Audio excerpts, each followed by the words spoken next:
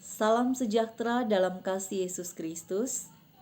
Sahabat yang diberkati oleh Tuhan, saya mengajak kita untuk membaca dan merenungkan bagian firman Tuhan dari kitab Matius, tapi sebelumnya mari berdoa.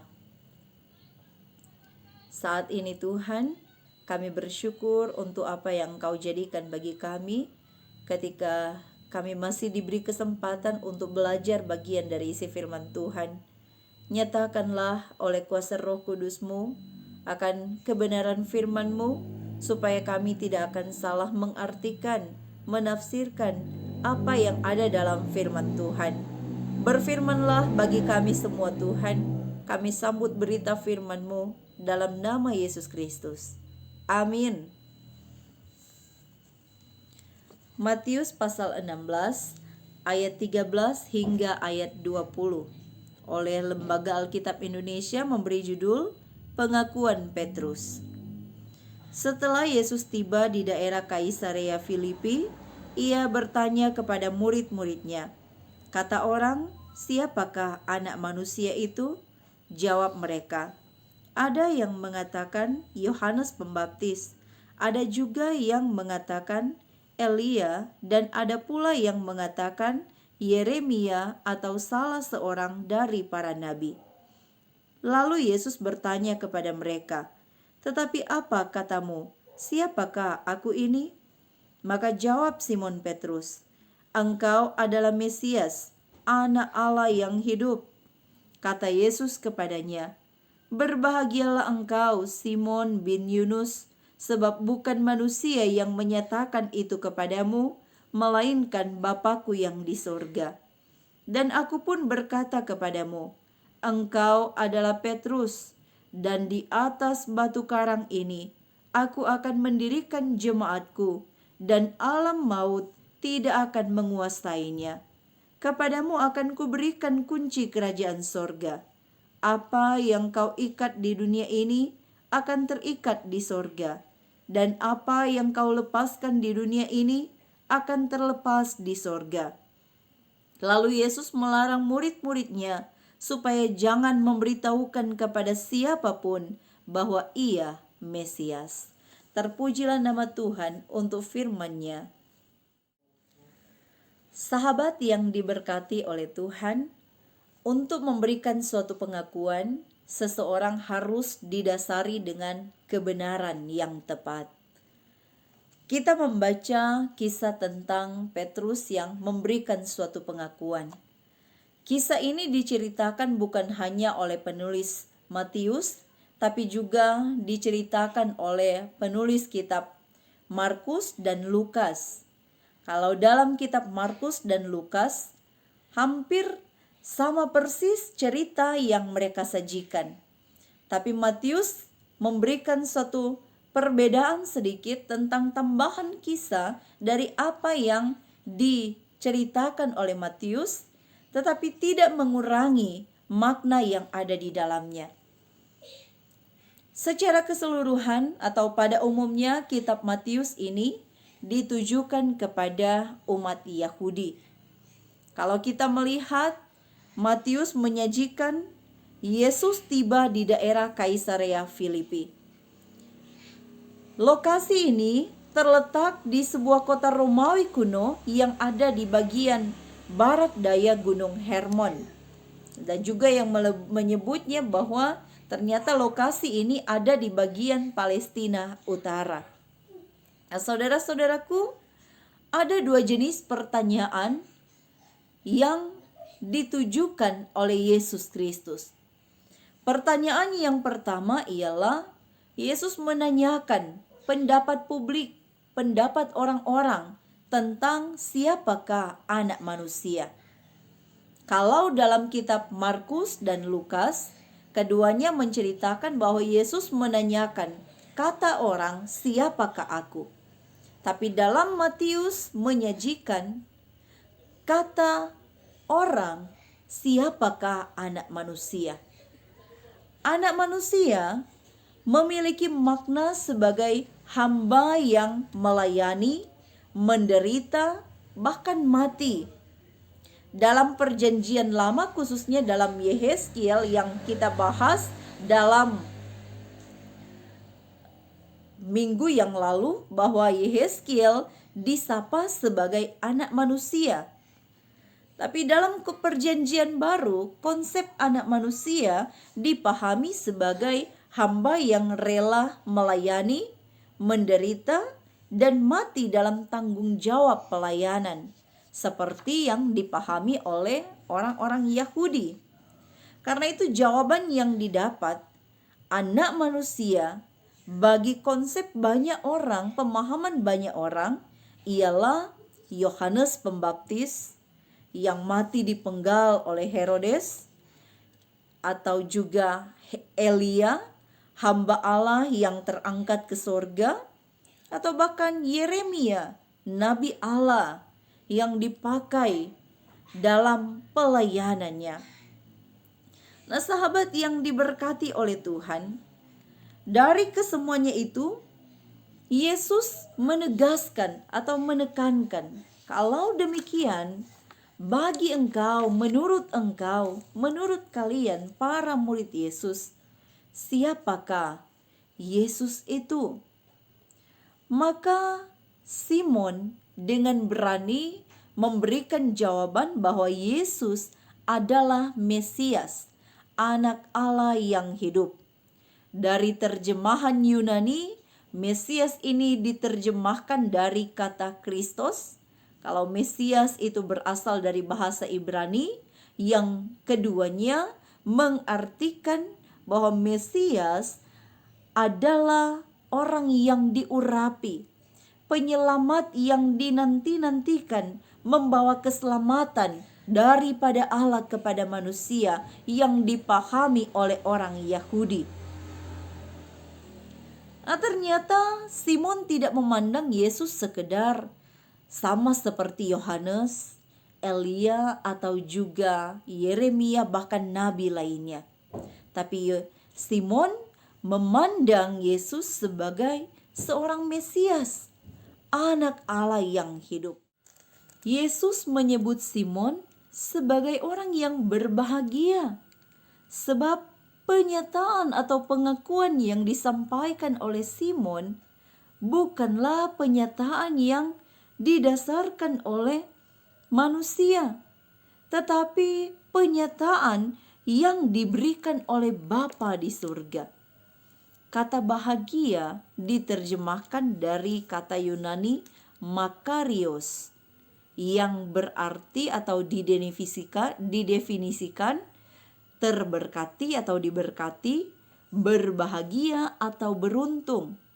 Dalam versi King James, dia menerjemahkan dengan kata blessed atau diberkati atau terberkatilah.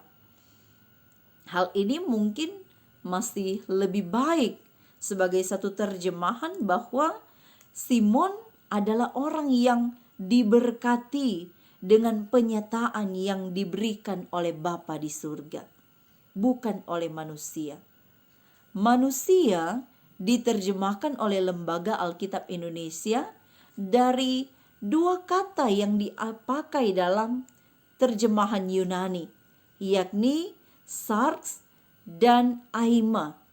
Sarx yang berarti tubuh atau daging, dan aima yang berarti darah. Nah, kedua kata ini diterjemahkan oleh Lembaga Alkitab Indonesia sebagai manusia, menunjukkan sifat-sifat kedagingan, sifat-sifat kemanusiawian seseorang, dan bukan sifat-sifat inilah yang mampu mengakui bahwa Yesuslah Mesias.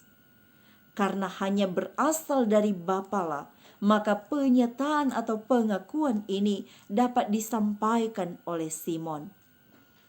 Nama Simon Petrus.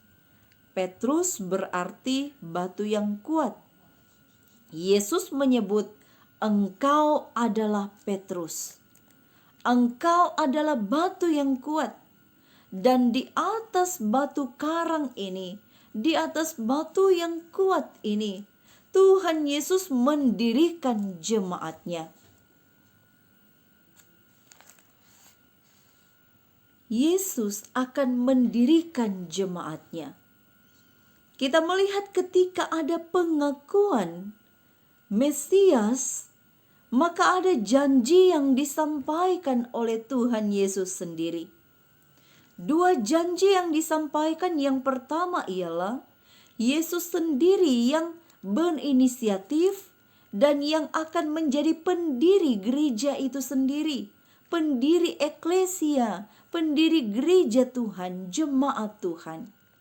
Dan yang kedua ialah bahwa maut tidak akan menguasai jemaat Tuhan.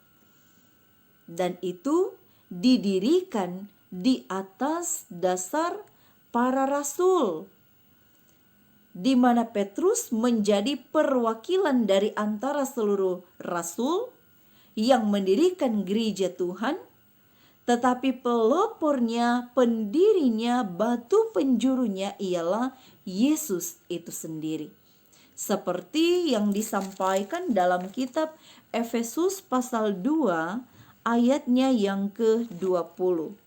Kitab Efesus pasal 2 ayatnya yang ke-20 berkata demikian. Yang dibangun di atas dasar para rasul dan para nabi dengan Kristus Yesus sebagai batu penjuru. Nah, saudaraku, dari hal ini kita juga menemukan bahwa ternyata benar apa yang juga dikatakan oleh seorang pemimpin gereja di abad kedua, yakni Tertullianus, yang mengatakan bahwa darah para martir adalah benih gereja. Ungkapan bahwa Yesus memberikan kunci kerajaan sorga kepada para rasul. Kunci adalah alat untuk mengaitkan pintu agar dapat tertutup dengan rapi. Tetapi dalam hal ini kunci yang dimaksudkan bukanlah berupa alat atau berupa barang. Tetapi kunci yang dimaksudkan ialah tentang apa yang mereka saksikan sendiri, yang disaksikan oleh para murid, dilihat dan didengar secara langsung tentang bagaimana pengajaran Yesus Kristus. Bahkan apa yang dilakukan oleh Yesus, itulah yang menjadi kunci bagi kerajaan sorga. Dan kepada para murid, para rasul ini, Yesus memberikan kunci itu. Sebab mereka yang menyaksikan secara langsung, mereka yang mendengar secara langsung, merekalah saksi yang dipakai oleh Tuhan untuk menyatakan kerajaan surga itu sendiri. Kita juga melihat bahwa ternyata di dalam bagian selanjutnya disebutkan apa yang kau ikat di dunia ini akan terikat di surga, dan apa yang kau lepaskan di surga di dunia ini akan terlepas di surga. Pandangan ini mengingatkan kepada kita bahwa ternyata para rasul bukan hanya diberikan suatu mandat pemegang kunci kerajaan surga, tetapi juga diberikan otoritas untuk mengatur gereja itu sendiri. Tetapi bukan atas penentuan para rasul, tapi tentunya berdasarkan dari apa yang mereka saksikan dari Yesus itu sendiri. Sehingga gereja, khususnya para rasul, memiliki suatu tugas atau kewajiban untuk mengatur gerejanya Tuhan, mengolah gerejanya Tuhan supaya hidup sesuai dengan kehendaknya Tuhan. Nah, saudaraku, dalam ayatnya yang terakhir, ayat 20, Yesus melarang para murid untuk memberitahukan kepada siapapun bahwa Yesuslah Mesias. Hal ini harus dipandang sesuai dengan konteks atau situasi pada saat itu. Bahwa Yesus belum menyelesaikan tugasnya, misinya untuk dalam pengorbanannya memberikan keselamatan bagi dunia ini.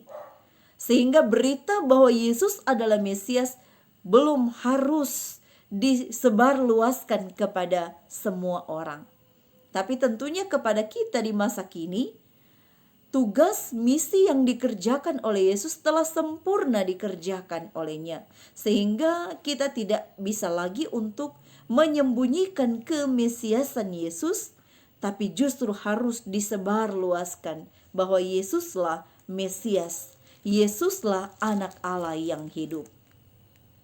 Saudara-saudaraku, berita ini sebenarnya mau ditujukan kepada umat kalangan Yahudi yang percaya terhadap Injil Yesus Kristus di akhir abad pertama, hidup dalam penderitaan, yang takut dan ragu untuk memberikan pengakuan kepada banyak orang bahwa Yesus adalah Mesias. Karena kalau mereka berani mengakui bahwa Yesus adalah Mesias, itu berarti mereka mempertaruhkan nyawa mereka. Tapi berita ini ketika dicatat oleh Matius, disampaikan kepada umat penerima pertama, pembaca mula-mula, mau memberikan suatu motivasi dan kekuatan. Tidak perlu takut untuk mengakui bahwa Yesus adalah Mesias. Karena ketika mereka mampu untuk menyampaikan, mengakui bahwa Yesus adalah Mesias, sesungguhnya itu adalah pekerjaan Bapa di surga yang sudah memakai mereka untuk mengakui kemesiasan Yesus.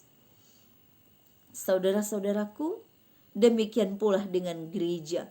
Tantangan gereja di masa kini mengakui Yesus sebagai penyelamat, mengakui Yesus sebagai yang diurapi, satu-satunya keselamatan di tengah-tengah kehidupan ini. Ada banyak orang yang juga mengakui Yesus sebatas nabi saja, dan kita tidak bisa memaksakan keyakinan mereka. Tapi bagi kita yang mengakui dan meyakini bahwa Yesus benar-benar Mesias, janganlah kita ragu dan takut untuk mengakui hal ini.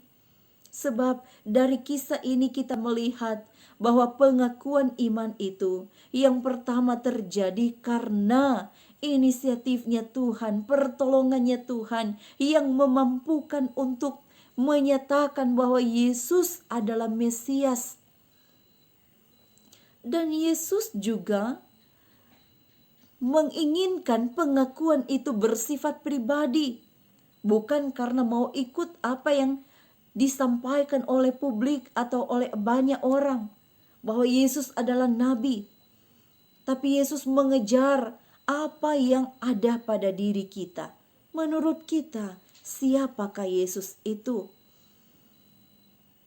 Kedagingan kita tidak akan mampu untuk mengucapkan bahwa Yesus adalah Mesias, selain dari Bapa di surga yang memampukan kita untuk memberikan suatu pengakuan bahwa Yesus adalah Mesias. Ada banyak orang yang mati karena pengakuan ini. Tetapi pengorbanan para martir gereja, martirnya hamba-hamba Allah ini menjadi benih-benih gereja ketika semakin dibabat justru semakin merambat untuk memperluas kerajaan Allah di muka bumi ini.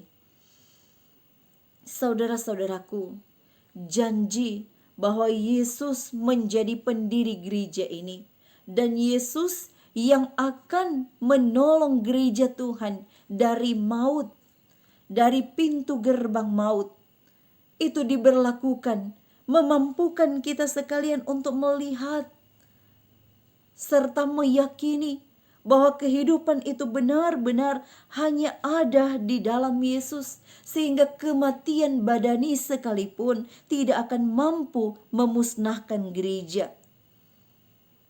Karena justru Yesus berkuasa atas maut. Maut sudah dikalahkan.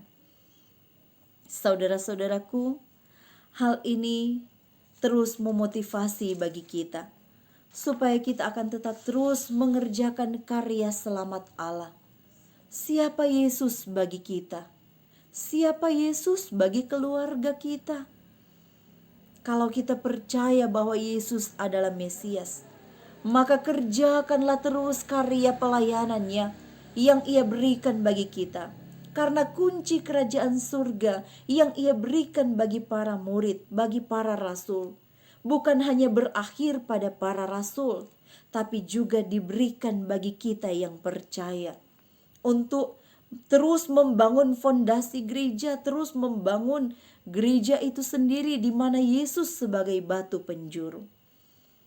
Tuhan akan menolong kita sebagai eklesianya Allah, sebagai jemaatnya Allah, untuk tetap terus memberi suatu pengakuan yang berani di depan banyak orang, tetapi juga untuk tetap terus mengerjakan karya selamatnya Allah sebagai pemegang kunci kerajaan surga yang mendatangkan damai dan sejahtera bagi banyak orang. Tuhan Yesus menolong dan memberkati kita sekalian. Mari berdoa. Terima kasih ya Tuhan, kami sudah diberi kesempatan untuk belajar bagian dari isi firman-Mu. Tolonglah kami untuk dapat melakukan kebenaran firman ini dalam sikap hidup kami. Keterbatasan kami untuk memahami kiranya boleh disempurnakan oleh Tuhan, supaya kami dapat melakukan apa yang baik dan benar menurut pandangan mata Tuhan. Maka kiranya damai sejahtera Allah di dalam Kristus Yesus dan Roh Kudus menyertai jemaat Tuhan. Amin.